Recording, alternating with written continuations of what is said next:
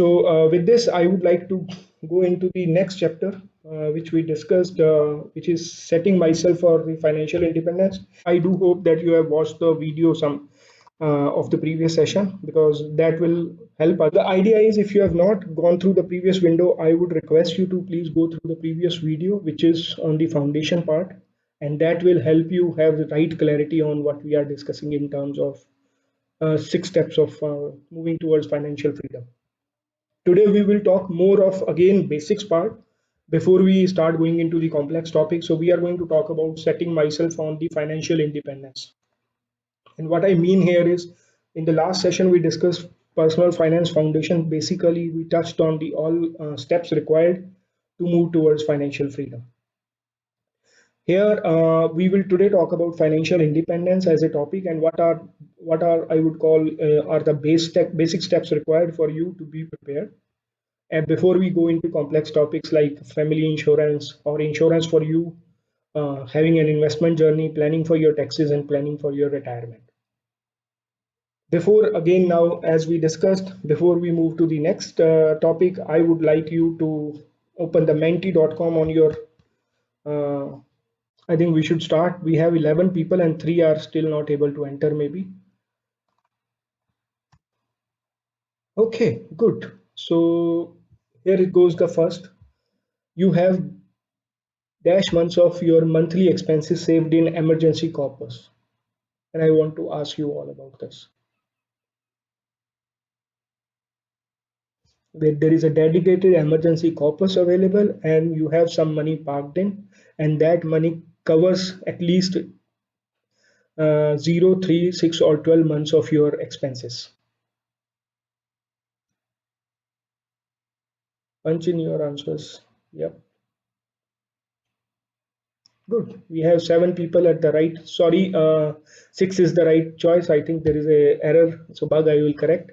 So 6 months is right, and 7 people have that. And there are 2 people very good. They have 12 month. It's not bad. It's good.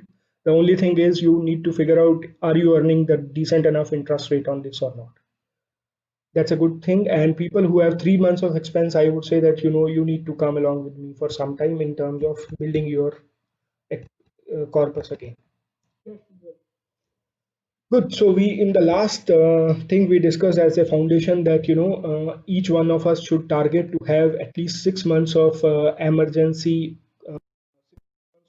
funds saved in the emergency corpus, with which you all can secure your family in case of any problem. That problem could be job loss. That problem could be not able to work. That problem could be career switch and anything. You should have a 6 month money parked which covers your expenses like groceries, bill amount for electricity, phone, water, your kids' education, rent, and the more expenses you have, the more money you need. And I also said that, from Mr. Buffet, there is a statement: if you keep buying things you don't need, soon you will have to sell things you need. So we have to be conscious that this is something we have to be very, very conscious in terms of having minimum 6 months of expenses built. And we also discussed that there are multiple option. However, my recommendation is bank FD or a liquid fund for you. Let's look at budget we discussed last time, and before we go to the budget side again, I would like to remind you all. We discussed that we need to have a budget where 30, 50, 20 rather than 50, 30, 20, which is a common norm told by a lot of advisors. But my experience and like I said, this is experience exchange session. My experience is that we should first pay ourselves 30%, then whatever is the expenses, and 20% is for us. So what I am saying is, and this is from Rich Dad Poor Dad book, first always pay yourself. So minimum 30% of your earnings should move towards investment. That is the first thing you should do. Maximum 50% of your income goes towards the expenses, which cover all kind of expenses. And we said that 20% of your earning should move towards emergency security, and basically for habits or for charity. Now I have my monthly budget documented. What it says is that you have your monthly budget already documented in a planner, in an Excel sheet. Just keep answering. There is no right or wrong answer here. It's more of a survey.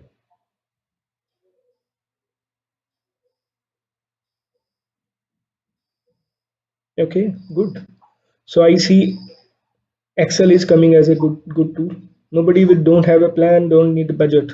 This is a good sign. Oh, we have one person still.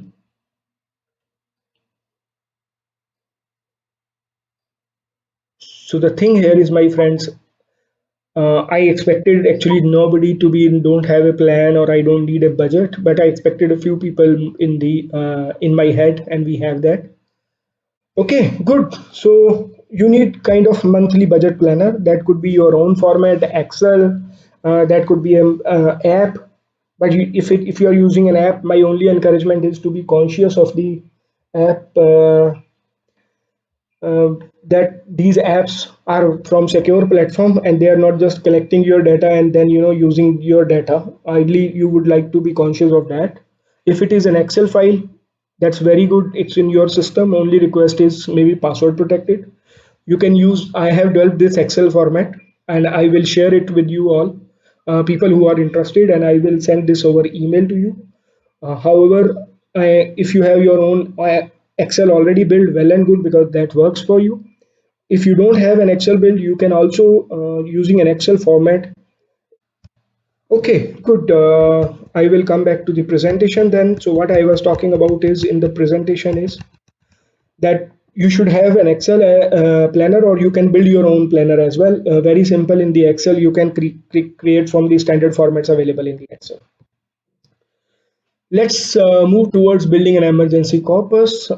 Don't underestimate, my friends. And we had few people with 3 months, and very good that no one was with zero thing. So I would encourage you to just walk with me through on this slide, and then we discuss. It's not easy to have emergency corpus available, because if you are building it from scratch, it may take you up to 12 months time, because you cannot simply pass all the money right away. So my encouragement is, in that kind of situation, you should have at least 10% of your money in the first 2 months going towards the uh, as fixed deposit or recurring deposit, or a SIP in a liquid fund, which basically gives you a habit of driving towards this goal.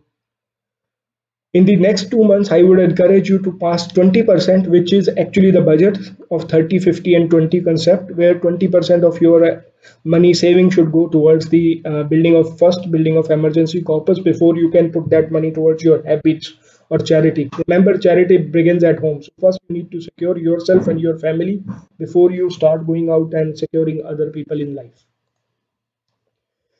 You should have picked on a habit. So in next 3 to 4 months, ideally one can pick up a habit, and my encouragement is to continue with these two good habits of saving and budgeting, and keep on saving 20% for at least 4 more months, and that will give you very good control on your finances, in terms of 30% going towards your what I would call investing, 50% for expense, and 20% remains towards savings. Ideally, in last 12 months, my encouragement would be last 3 4 months, you should target 30 50% of your income channelized towards this. Good thing is we had only 3 people in the survey who were at 3 months, and if you want to ramp it up to 6 months, maybe you need next 3 to 6 months some saving or FD to be parked towards this purpose, and then you are doing good, I would say. Let's again go towards Menti. So based on your present budget, you will take at least uh, this amount of time to have a 6 months budget available. And this is more for those 3 people who were at 3 month. People who are already above, they don't need to worry, they are doing good, I would say.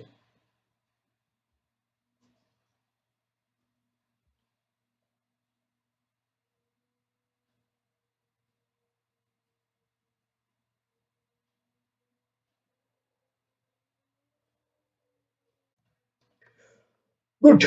Let's go to the next question as well here before we move forward.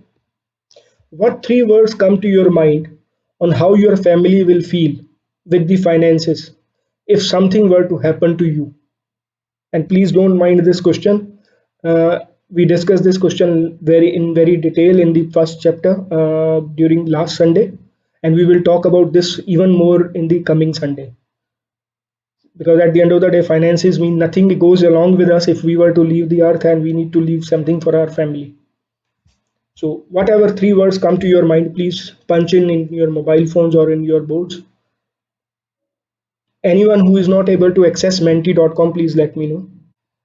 Independently manageable, comfortable procedures. They are not aware, maybe well planned, they are not. Okay, good. 11 response I think is good. My encouragement is to all to respond. We have 14, 15 people in the room.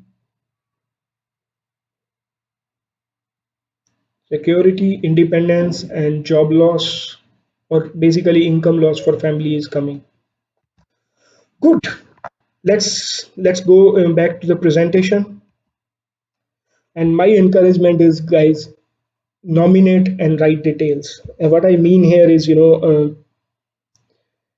if something were to happen to you, that itself is a very, very emotionally challenging topic for family members. And the last thing you would want to do is, leave your family also not just in emotional trauma but financial trauma as well. So it's very, very important that, whatever you have, doesn't matter, little, big, whatever you have, if you nominate the right member of your family and you write all the details, that will help family cope up with the financial trauma at least, whereas emotional trauma can never be fulfilled. But financial trauma family can manage, and that is where I would encourage you should have your own personal finance organizer. Again, I have very high recommendation: don't use any kind of app, or don't use Excel filled in Excel. Maybe have your format. I have developed this format I can share, or I there are multiple formats available. Like go to HDFC Security, you can check at Personal Finance Organizer. Basically, you would want this kind of sheet available. Take a printout, write it with pen. You keep it on an app, it is not secure, and it has, basically what I'm suggesting is all the data like your passwords, etc. But you don't want to put that in an online platform because that is risky. My encouragement is have this written, take it a format printout and then write it down and make sure this is available for your family. God forbid if something were to happen to you, at least your family can manage uh, your presence can never be fulfilled, but at least your finances will go to the right person. Otherwise, they will struggle and run from pillar to post to cover that. Let's go back to Menti again once for one last time maybe. And the question I have for you is: I have all my finance details documented well enough for my family to assess if the need arises.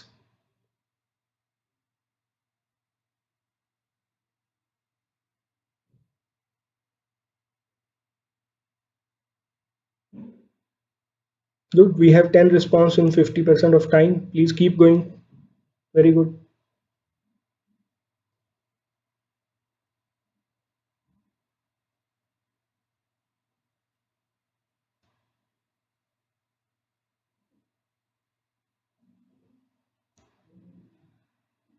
Okay, we have a really difficult situation that almost majority of the room has not documented it well. Either it's not documented or it is in bits and pieces. Good, maybe I'll ask next question as well before we move forward. The last question on menti.com. How much interest do you think you should earn on your emergency corpus?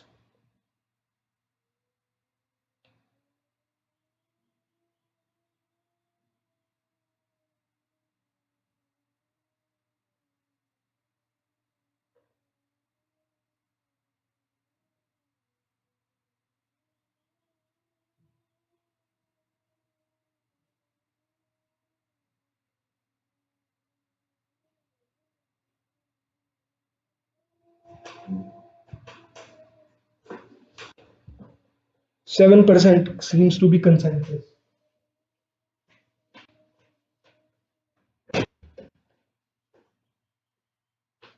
7% seems to be consensus. Don't worry, I'm going to answer this question.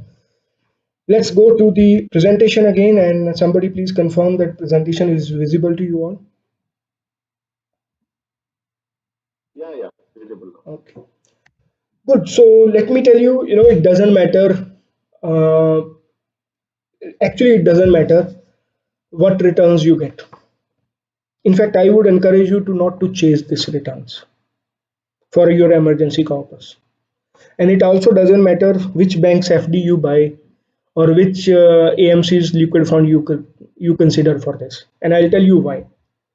The reason is this is an emergency corpus, and you would want it to be sealed and safe in a secure locker rather than that money by any mean be under any kind of risk.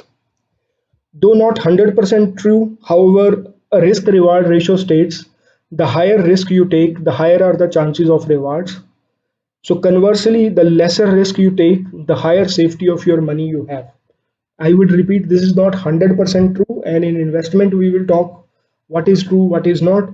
However, this is 90 plus percent true. If you take higher risk, your reward ratio is higher. However, if you take lesser risk, returns are what I would call subjugated. At the same time, you will still be having a comfort that your money is secure. My encouragement is please don't chase the returns when we are talking about emergency funds. Abhishek, here I have a question. Can Yes, I? please. Yes, please. The question is, what do you propose? We should keep money in the form of FD, or it is in the form of liquid fund, or it is just in a saving account. Definitely not in savings account. Coming Okay. to coming to FD or liquid fund, let me explain you something. FDs are good if you know how to work with it. Liquid funds are great if you know how to work with it and how to use them to your advantage. I'll just give you answer. FD with your own bank is today we all use internet banking. We can easily create an FD online, and that's a very good Right. option, I would say. The sweeping deposit that you are talking about, Yeah, FD and not sweeping deposit. For emergency fund, I would encourage you to have a proper FD or an RD. If you already have emergency corpus available, an FD or a liquid fund is great.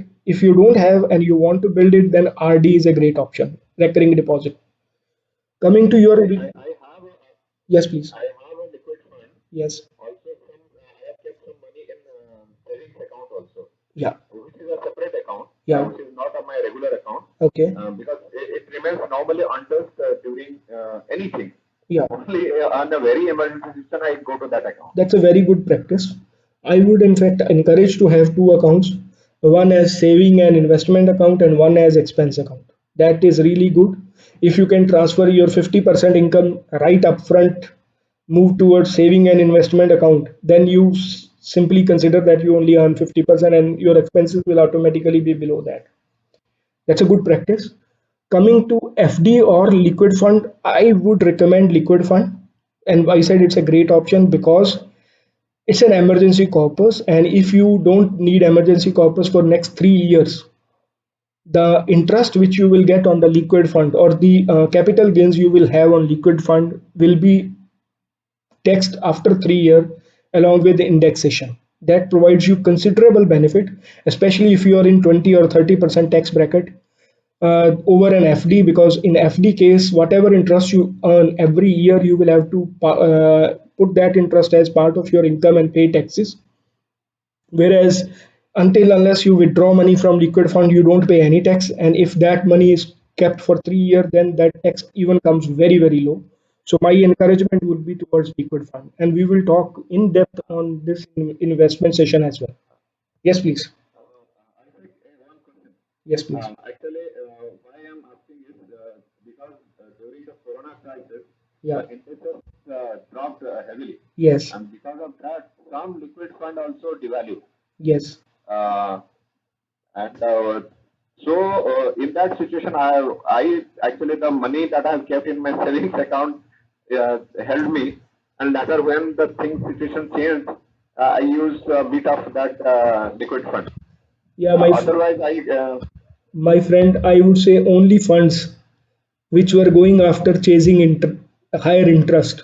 Those were the funds in the debt market went down, and the funds were basically short term, ultra short term. And yes, there were few liquid funds also, My encouragement is whenever you are searching a liquid fund, don't look at the interest rate. Look at the quality of paper which it keeps. And usually liquid fund don't go much down because liquid funds maturity period is 90 days, between 30 to 90 days. So ideally they are safe. So what you are talking is more Yeah, that 90 days. 90 days. I have yeah, gone for liquid fund of I believe. yeah. ICICI Smart Choice or something. That kind Mhm. of fund. Yeah. Yeah, my only encouragement is Okay. don't chase returns. It actually doesn't matter. Returns don't matter. What matters is how safe that is. So you want this money to be safe. Yeah. If we don't have enough question, maybe I will simply remind you before closing the session. We need to remember we cannot enjoy our wealth until unless we have very good control on finances. And I'll just take an example. I was speaking to one of the friend who attended last session, and the communication was, I earn decent money, I have decent portfolio, but if you ask me middle of the month, I am always struggling to have enough money. And the underlying fact was that money is going here and there, but not with a plan, not with goal oriented investing, and there is also a challenge of budgeting. So we should be conscious of that. If we have our finances in our control, trust me, you will enjoy the wealth at any point of your life.